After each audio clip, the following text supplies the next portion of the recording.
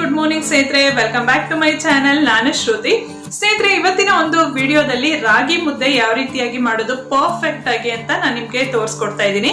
ರಾಗಿ ಮುದ್ದೆ ತಿನ್ಬೇಕಂತ ಸುಮಾರು ಜನಕ್ಕೆ ಇಷ್ಟ ಇರುತ್ತೆ, ಮತ್ತೆ ತುಂಬಾ ಹೆಲ್ತಿ ಕೂಡ ಹೌದು. ನಮ್ಮ ಆರೋಗ್ಯಕ್ಕಂತೂ ತುಂಬಾನೇ ಒಂದು ಲಾಭ ಇದೆ ರಾಗಿ ಮುದ್ದೆ ತಿನ್ನೋದ್ರಲ್ಲಿ ಅಂತ ಹೇಳ್ಬೋದು. ಇದನ್ನ ಮಾಡಕ್ ಹೋದ್ರೆ ಸುಮಾರು ಜನಕ್ಕೆ ಪ್ರಾಬ್ಲಮ್ಸ್ ಆಗತ್ತೆ. ಏನಂತ ಅಂದ್ರೆ ತುಂಬಾ ಗಟ್ಟಿ ಆಗ್ಬಿಡೋದು, ಇಲ್ಲ ತುಂಬಾ ತೆಳ್ಳಗಾಗೋದು, ಇಲ್ಲ ರಾಗಿ ಮುದ್ದೆ ಅಂತ ಅಂದಿದ ತಕ್ಷಣ ನಮ್ಮ ಮೈಂಡ್ ಬರೋದು ಅದು ಬಾಲ್ ಶೇಪ್ ಅಲ್ಲಿ ಇರುತ್ತೆ.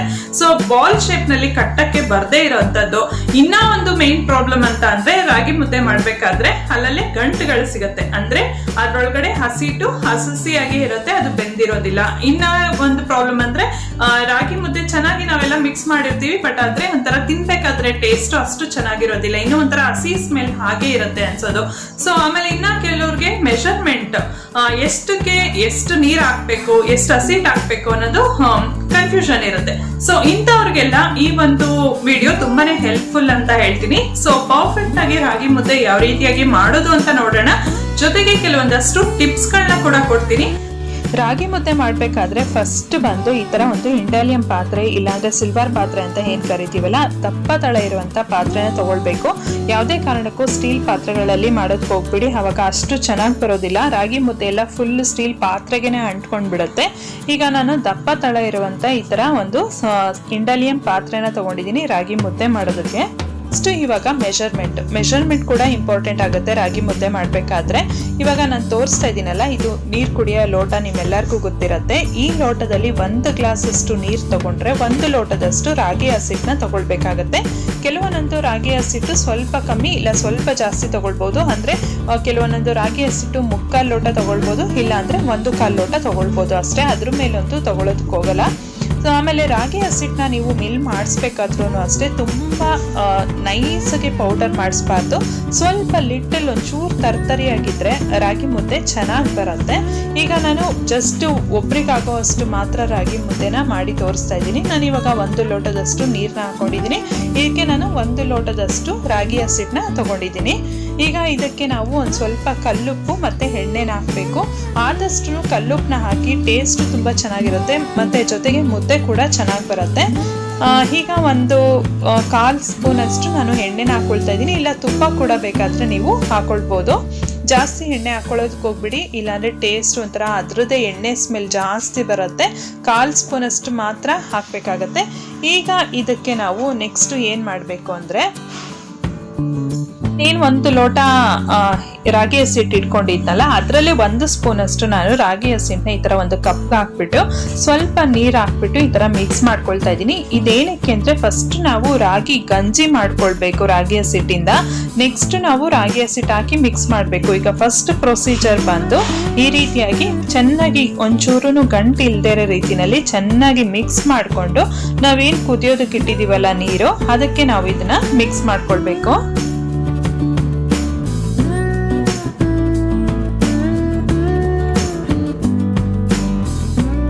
ಈಗ ಇದನ್ನ 1-2 ನಿಮಿಷದ ತನಕ ಚೆನ್ನಾಗಿ ಕುದಿಸ್ಬೇಕು. ಅದು ಗಂಜಿ ಒಂದು ಹದಕ್ಕೆ ಬರ್ಬೇಕು. ನಾವ್ ಎಷ್ಟು ಚೆನ್ನಾಗಿ ರಾಗಿ ಮುದ್ದೆನ ಬೇಯಿಸ್ತೀವಿ ಮತ್ತೆ ಈ ಗಂಜಿನ ನಾವು ಚೆನ್ನಾಗಿ ಬೇಯಿಸ್ತೀವೋ ಅಷ್ಟು ಚೆನ್ನಾಗಿ ಮುದ್ದೆ ಚೆನ್ನಾಗಿ ಬರತ್ತೆ. ಈಗ 1-2 ನಿಮಿಷ ಇದನ್ನ ಕುದಿಯೋದಕ್ಕೆ ಬಿಡ್ತೀನಿ ನಾನೀಗ.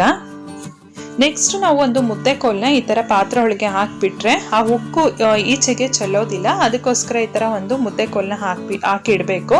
ನಂತರ ಈಗ ಏನ್ ತೋರಿಸ್ತಾ ಇದೀನಲ್ಲ, ಇದು ದೊಡ್ಡ ಒಂದು ಮುದ್ದೆ ಕೋಲು. ಇದು ತುಂಬಾ ಜಾಸ್ತಿ ಕ್ವಾಂಟಿಟಿಯಲ್ಲಿ ಮಾಡ್ತೀವಿ ಅಂತ ಅಂದಾಗ ನಾನು ಅದನ್ನ ಉಪಯೋಗಿಸ್ತೀನಿ.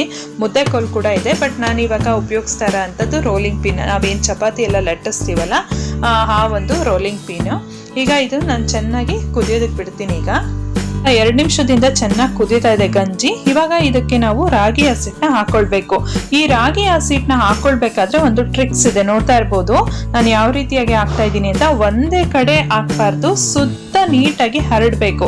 ಮತ್ತೆ ಇದು ಹಾಕದ್ಮೇಲೆ ಯಾವುದೇ ಕಾರಣಕ್ಕೂ ನಾವು ರೋಲಿಂಗ್ ಪಿನ್ ಆಗ್ಲಿ, ಅಂದ್ರೆ ನಾವೇನ್ ಮುದ್ದೆ ಕೋಲ್ ಇಟ್ಕೊಂಡಿರ್ತೀವಲ್ಲ ಅದನ್ನ ಮಿಕ್ಸ್ ಮಾಡೋದಾಗ್ಲಿ ಅಥವಾ ಅದಕ್ಕೆ ಡಿಸ್ಟರ್ಬ್ ಮಾಡೋದಾಗ್ಲಿ ಅದ್ರಲ್ಲಿ ಹಾಕೋದಾಗ್ಲಿ ಏನು ಮಾಡಬಾರ್ದು. ಇದು ಹೇಗಿದೆ ಹೀಗೆ ಬಿಟ್ಬಿಟ್ಟು ನಾವೊಂದು ಪ್ಲೇಟ್ನ ಮುಕ್ಕಾಲ್ ಭಾಗ ಮುಚ್ಚಿಬಿಟ್ಟು ನಾವು ಇದನ್ನ ಬಿಡ್ಬೇಕಾಗುತ್ತೆ. ಒಂದು 4ರಿಂದ ಒಂದು 5 ನಿಮಿಷ ತನಕ ನಾವು ಇದನ್ನ ಚೆನ್ನಾಗಿ ಬೇಯಿಸ್ಬೇಕು. ಯಾಕಂದ್ರೆ ಹಸಿ ಸ್ಮೆಲ್ ಏನಿರುತ್ತಲ್ಲ ಅದೆಲ್ಲ ಕಂಪ್ಲೀಟ್ ಆಗಿ ಹೋಗ್ಬೇಕು. ಅಲ್ಲಿವರೆಗೂ ನಾವು ಇದನ್ನ ಚೆನ್ನಾಗಿ ಬೇಯಿಸ್ಬೇಕಾಗತ್ತೆ. ನೋಡ್ತಾ ಇರ್ಬೋದು, ಸ್ವಲ್ಪ ನಾನು ಓಪನ್ ಅಲ್ಲಿ ಬಿಟ್ಟಿದ್ದೀನಿ.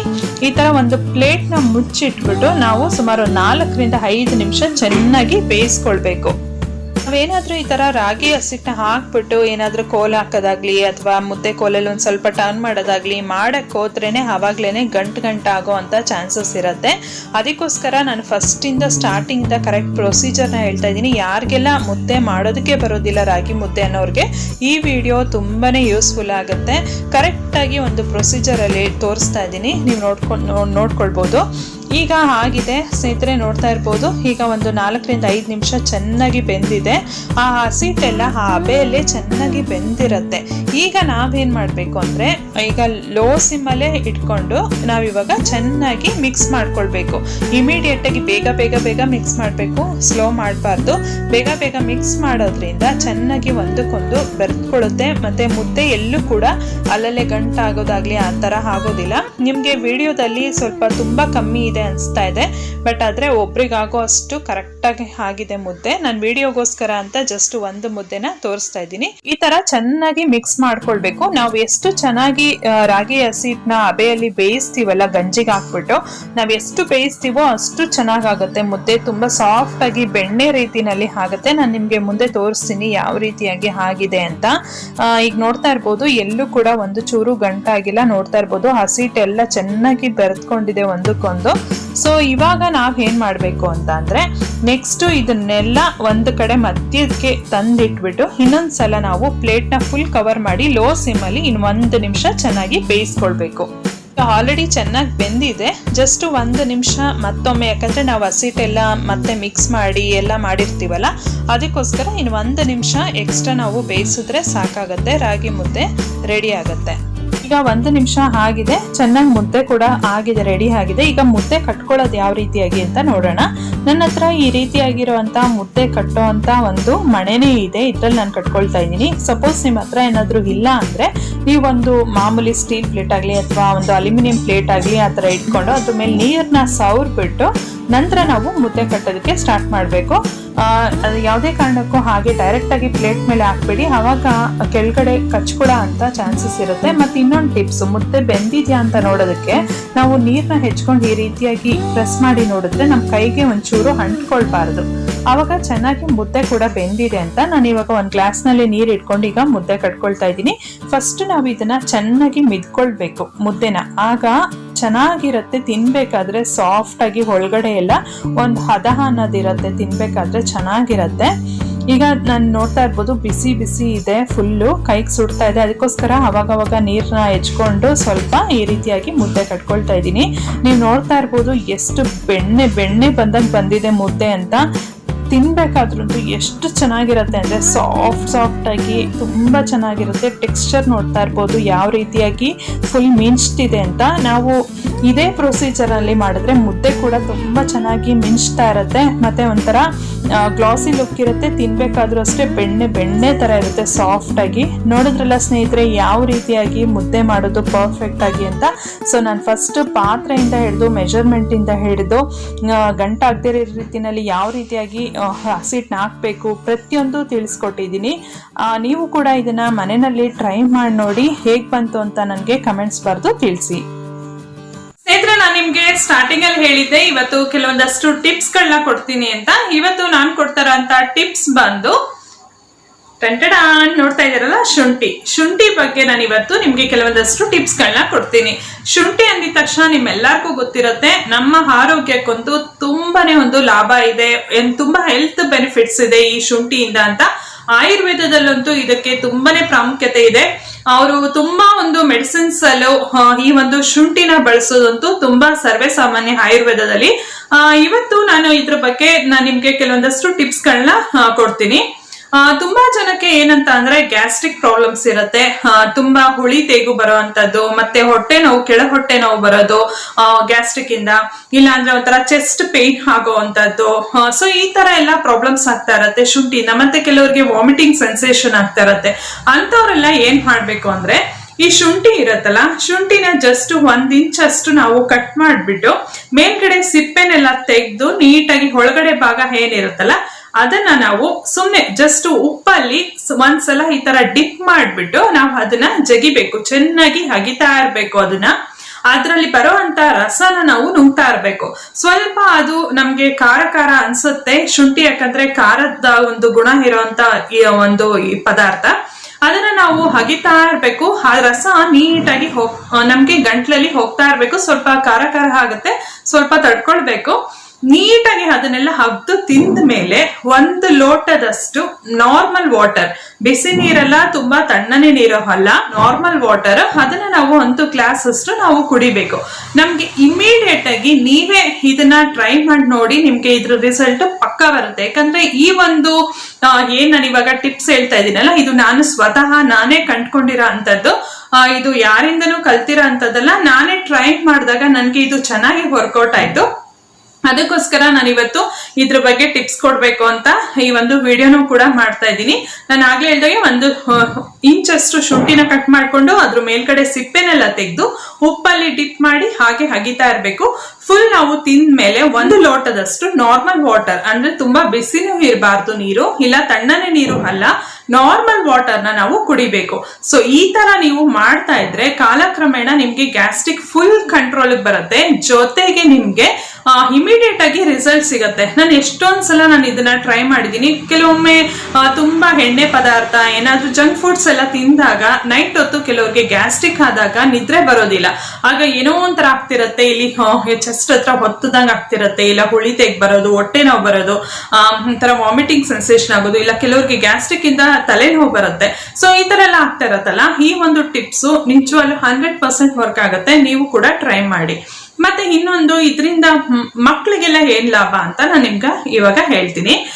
ಮಕ್ಳಿಗೆ ಏನ್ ಲಾಭ ಅಂತ ಅಂದ್ರೆ, ಈಗ ಕೆಲವು ಮಕ್ಳುಗಳು ಊಟನೇ ಮಾಡೋದಿಲ್ಲ. ನಾವೆಷ್ಟು ಒಳ್ಳೆ ಒಂದು ಫುಡ್ ಮಾಡಿ ಟೇಸ್ಟಿ ಆಗಿರೋಂಥ ಫುಡ್ ನ ನಾವು ಕೊಡೋದಕ್ಕೆ ಹೋದ್ರು ಕೂಡ, ಅವ್ರಿಗೆ ತಿನ್ಸೋದಕ್ಕೆ ಹೋದ್ರೆ ಅವರು ತಿನ್ನೋದಿಲ್ಲ, ಹೊಟ್ಟೆ ಹಶು ಇರೋದಿಲ್ಲ. ಸೊ ಈ ತರ ಎಲ್ಲ ಮಾಡ್ತಾ ಇರ್ತಾರೆ. ಅಂತವ್ರಿಗೆ ನೀವು ಏನ್ ಮಾಡ್ಬೇಕಂದ್ರೆ, ಅಂತವ್ರಿಗೆ ಅಂತಲ್ಲ, ನೀವು ಎಲ್ಲಾ ಮಕ್ಳಿಗೂ ಎಬೋವ್ 5 ಇಯರ್ಸ್ ಏಜ್ ಮಕ್ಳಿಗೆ ನೀವೆಲ್ಲರಿಗೂ ಕೂಡ ಇದನ್ನ ಕೊಡ್ಬೋದು. ನಾನು ಆಗ್ಲೇ ಹೇಳ್ದಾಗೆ 1 ಇಂಚ್ ಅಷ್ಟು ಶುಂಠಿನ ಕಟ್ ಮಾಡ್ಕೊಂಡು ಏನು ಕುಟ್ಟ ಅಂತ ಕುಟಾಣಿ ಇರುತ್ತಲ್ಲ, ಅದನ್ನ ಹಾಗೆ ಕುಟ್ಬೇಕು. ಇಲ್ಲ ನೀವು ಜಾಸ್ತಿ ಕ್ವಾಂಟಿಟಿಯಲ್ಲಿ ಮಾಡ್ತಾ ಇದ್ದೀರಾ ಅಂದ್ರೆ ಮಿಕ್ಸಿಗೆ ಹಾಕ್ಬೋದು. ಬಟ್ 1 ಇಂಚ್ ಅಷ್ಟೆಲ್ಲ ನೀವು ಹಾಕ್ತೀರಾ ಮಿಕ್ಸಿಗೆ ಅಂದ್ರೆ ಅದು ನುರಿಯೋದಿಲ್ಲ. ಅದಕ್ಕೋಸ್ಕರ ಕುಟಾಣಿಯಲ್ಲಿ ಚೆನ್ನಾಗಿ ಕಲ್ಲಲ್ಲಿ ಜಜ್ಜಿಬಿಟ್ಟು ಅದ್ರ ರಸನ ನಾವು ಕೈಯಲ್ಲಿ ಇಟ್ಕೊಂಡು 1 ಸ್ಪೂನ್ಗೆ ಎಕ್ಸಾಕ್ಟ್ ಆಗಿ 1 ನಿಮಿಷ ತೋರಿಸ್ತೀನಿ.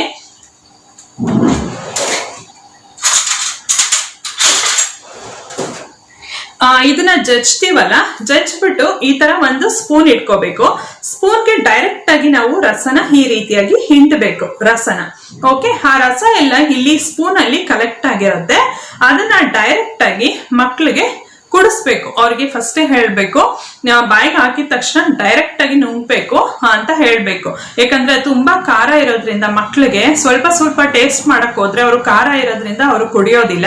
ಅದಕ್ಕೋಸ್ಕರ ಮಾಮೂಲಿ 1 ಟೀ ಸ್ಪೂನ್ ಅಷ್ಟು ರಸ ಬಂದ್ರೆ ಸಾಕು. ಅದನ್ನ ಇಮಿಡಿಯೇಟ್ ಆಗಿ ನುಂಗ್ಸ್ಬಿಡಿ. ಒಂದ್ಸಲ ನುಂಗ್ಸ್ಬಿಟ್ಟು ಆಸ್ ಯೂಶುವಲ್ ನಾರ್ಮಲ್ ವಾಟರ್ನ ಕುಡಿಯೋದಕ್ಕೆ ಹೇಳಿ. ಅವ್ರಿಗೇನೆ ಅದ್ರ ಜೀರ್ಣಕ್ರಿಯೆ ಹೆಚ್ಚಾಗತ್ತೆ. ಜೊತೆಗೆ ಏನಂತಂದ್ರೆ ಅವ್ರಿಗೆ ಹೊಟ್ಟೆ ಹಸಿವು ಸ್ಟಾರ್ಟ್ ಆಗತ್ತೆ. ಮಕ್ಕಳು ಚೆನ್ನಾಗಿ ತಿಂತಾರೆ. ಇನ್ನ ನೆಕ್ಸ್ಟ್ ಮಕ್ಳಿಗೆ ಇನ್ನೊಂದು ಏನಂತ ಟಿಪ್ಸ್ ಅಂತ ಅಂದ್ರೆ, ಕೆಲವ್ರಿಗೆ ತುಂಬಾ ಜಂತುಳಗಳಿರತ್ತೆ ಮಕ್ಳಿಗೆ. ಸೇಮ್ ಪ್ರಾಬ್ಲಮ್, ಮಕ್ಳು ಊಟ ಮಾಡದೇ ಇರೋಂಥದ್ದು.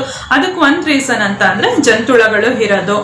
ಸೊ ಆ ತರ ಇರ್ಬೇಕಾದ್ರೆ ಸೇಮ್ ಏನ್ ಮಾಡ್ಬೇಕಂದ್ರೆ, ಶುಂಠಿ ರಸನ ಸ್ಪೂನ್ಗೆ ಡೈರೆಕ್ಟ್ ಆಗಿ ಹಿಂಡ್ಕೊಳ್ಳಿ. ಆ ರಸ ಬಿದ್ದ ಮೇಲೆ ಅದಕ್ಕೆ ನೀರೆಲ್ಲ ಏನು ಮಿಕ್ಸ್ ಮಾಡಬಾರ್ದು, ಡೈಲ್ಯೂಟ್ ಮಾಡಬಾರ್ದು. ಶುಂಠಿ ರಸನ ಸ್ಪೂನ್ ಹಾಕಿ ಅದಕ್ಕೆ ಅರ್ಧ ಶುಂಠಿ ರಸ, ಅರ್ಧ ಜೇನುತುಪ್ಪ ಎರಡನ್ನು ಕೈಯಲ್ಲಿ ಮಿಕ್ಸ್ ಮಾಡಿಬಿಟ್ಟು ಡೈರೆಕ್ಟ್ ಆಗಿ ಅವ್ರಿಗೆ ಬಾಯಿಗೆ ಕೊಡಿ. ಅವರು ಇಮಿಡಿಯೇಟ್ ಆಗಿ ನುಂಗ್ಬೇಕು.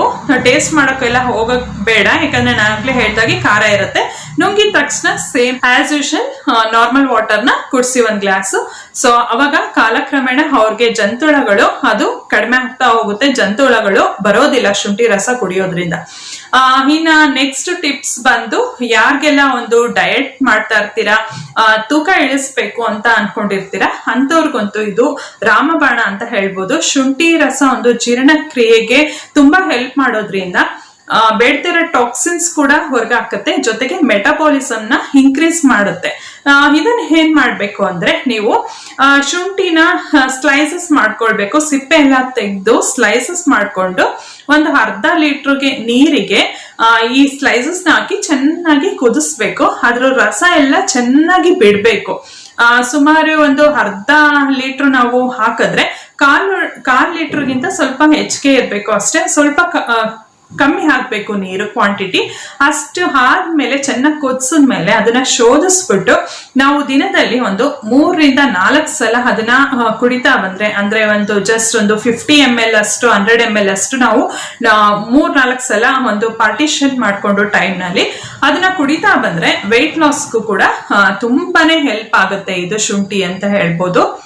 ಮತ್ತೆ ಇನ್ನ ಒಂದು ಟಿಪ್ಸ್ ಏನಂತ ಅಂದ್ರೆ ಕೆಲವ್ರಿಗೆ ತುಂಬಾ ತಲೆನೋವು ಬರ್ತಾ ಇರತ್ತೆ, ಸ್ಟ್ರೆಸ್ ಇಂದ ಇರ್ಬೋದು, ಇಲ್ಲ ಬೇರೆ ಏನಾದ್ರೂ ಒಂದು ಐಸೈಟ್ ಪ್ರಾಬ್ಲಮ್ ಇಂದ ಇರ್ಬೋದು, ಏನಾದ್ರೂ ಒಂದು ತಲೆನೋವು ಬರುತ್ತೆ. ನಾನು ಹೇಳ್ತಾ ಇರೋದು ಜಸ್ಟ್ ಸೈಡ್ ಅಲ್ಲಿ ಮತ್ತೆ ಈ ಹಣೆ ಭಾಗ ಏನಿದೆಯಲ್ಲ ಈ ಭಾಗದಲ್ಲಿ ತಲೆನೋವು ಬರುತ್ತೆ. ನಾನು ಹೇಳ್ತಾ ಇರೋದು ನೆತ್ತಿ, ಕೆಲವ್ರಿಗೆ ನೆತ್ತಿ ನೋವು ಬರುತ್ತೆ, ಹಿಂಭಾಗ ಎಲ್ಲ ಬರುತ್ತೆ ಅಂತವ್ರಿಗೆಲ್ಲ ಜಸ್ಟ್ ಈ ಭಾಗ ಪೋರ್ಷನ್ಸ್ ಅಲ್ಲಿ ಯಾರಿಗೆಲ್ಲ ಒಂದು ತಲೆನೋವು ಬರುತ್ತೆ ಅಂತವ್ರು ಏನ್ ಮಾಡ್ಬೇಕು ಅಂದ್ರೆ ಈ ಶುಂಠಿನ ಚೆನ್ನಾಗಿ ಜಜ್ಜಿಬಿಟ್ಟು ಆ ಶುಂಠಿ ರಸ ಏನಿರುತ್ತಲ್ಲ ಅದನ್ನ ನಾವು ಪಟ್ಟಾಕ್ಬೇಕು. ಅಂದ್ರೆ ಜಸ್ಟ್ ಒಂದ್ಸಲ ಈ ತರ ಮಸಾಜ್ ಮಾಡ್ಬಿಟ್ಟು ಸ್ವಲ್ಪ ಹೊತ್ತು ಬಿಟ್ಬಿಟ್ಟು ಹಾಗೆ ಮಲ್ಕೊಳ್ಬೇಕು. ಒಂದು 10 ರಿಂದ 15 ನಿಮಿಷ ಹಚ್ಬಿಟ್ಟು ಹಾಗೆ ಮಲ್ಕೊಂಡ್ರೆ ನಿಮ್ಗೆ ಇಮಿಡಿಯೇಟ್ ಆಗಿ ತಲೆನೋವು ಕಮ್ಮಿ ಆಗುತ್ತೆ. ಆ ರಸದಲ್ಲಿ ಎಷ್ಟು ಒಂದು ಗುಣ ಪವರ್ ಇದೆ ಅಂದ್ರೆ ಆ ತಲೆನೋವು ಏನಿರುತ್ತಲ್ಲ ಅದೆಲ್ಲ ಫುಲ್ ಎಳ್ಕೊಳ್ಳುತ್ತೆ, ತುಂಬಾ ನಿಮ್ಗೆ ರಿಲೀಫ್ ಆಗುತ್ತೆ. ತುಂಬಾ ಒಂದು ಒಳ್ಳೆ ಟಿಪ್ಸ್ ಅಂತ ಹೇಳ್ಬೋದು ಈ ಒಂದು ಶುಂಠಿ ರಸದ ಪಟ್ಟು ಹಾಕೋದು ತಲೆಗೆ. ಇದನ್ನ ನಾನು ನಮ್ಮ ನೈಬರ್ ಇಂದ ಒಬ್ರಿಂದ ತಿಳ್ಕೊಂಡಿದ್ದು, ಇದು ಕೂಡ ವರ್ಕ್ ಆಗಿರೋದ್ರಿಂದ ನಾನು ನಿಮ್ಗೆ ಈ ಒಂದು ಟಿಪ್ಸ್ ನ ಕೂಡ ಹೇಳ್ತಾ ಇದ್ದೀನಿ. ಮತ್ತೆ ಇನ್ನ ಕೆಲವೊಂದಷ್ಟು ಟಿಪ್ಸ್ ಗಳು ಏನಂತ ಅಂದ್ರೆ ಶುಂಠಿ ರಸನ ನಾವು ಕುಡಿಯೋದ್ರಿಂದ ಡೈರೆಕ್ಟ್ ಆಗಿ, ಅಂದ್ರೆ ಡೈಲ್ಯೂಟ್ ಮಾಡಬಾರ್ದು ಇದನ್ನ.